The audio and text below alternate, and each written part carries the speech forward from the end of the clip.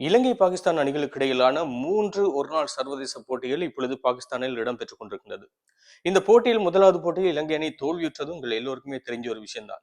இந்த நிலையில் பாகிஸ்தானில் குண்டு வெடித்ததன் காரணமாக அடுத்த 2 போட்டிகளில் விளையாடுவதற்கு தங்களுக்கு கொஞ்சம் பயம், பாதுகாப்பு அச்சுறுத்தல் இருப்பதாக இலங்கை வீரர்கள் தரப்பில் இலங்கை கிரிக்கெட் சபைக்கு அறிவுறுத்தல் செய்யப்பட்டிருந்தது. ஆனாலும் பாகிஸ்தான் கிரிக்கெட் சபையுடனும் அத்தோடு பாகிஸ்தான் அரசாங்கத்துடனும் பேசிய இலங்கை கிரிக்கெட் சபை, இல்ல உங்களுக்கு சரியான பாதுகாப்பு வழங்குவோம். நீங்கள் நிச்சயமாக அங்கு விளையாடியே ஆக வேண்டும். அப்படி நீங்கள் மீண்டும் இலங்கைக்கு வரும் பட்சத்துல சில நடவடிக்கைகள் எடுக்கப்படும் என்ற ஒரு கோணத்திலும் பேசப்பட்டது.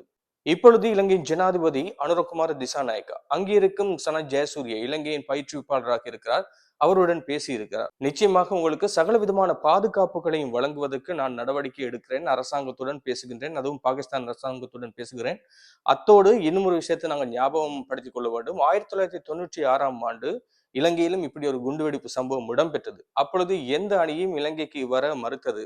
பாகிஸ்தான் அணிதான் அப்பொழுது இலங்கைக்கு வந்து மற்ற அணிகளுக்கு உதாரணமாக இருந்து மீண்டும் இலங்கையில் போட்டிகளை நடத்துவதற்கு காரணமாக இருந்தாங்க. அதனால அவர்களுக்கு நாங்கள் ஒரு நன்றி உணர்வுடன் இருக்க வேண்டும் என்ற ஒரு விஷயத்தையும் சொல்லியிருக்கின்றார். இப்பொழுது இந்த 3 ஒருநாள் போட்டிகளை தொடர்ந்து அடுத்து முத்தரப்பு போட்டி இடம்பெற இருக்கின்றது. சிம்பாப்வே, பாகிஸ்தான், இலங்கை அணிகளுக்கு இடையில். அந்த போட்டிக்காக ஏற்கனவே சிம்பாப்வே அணி இப்பொழுது பாகிஸ்தானுக்கு சென்றிருக்கின்றது.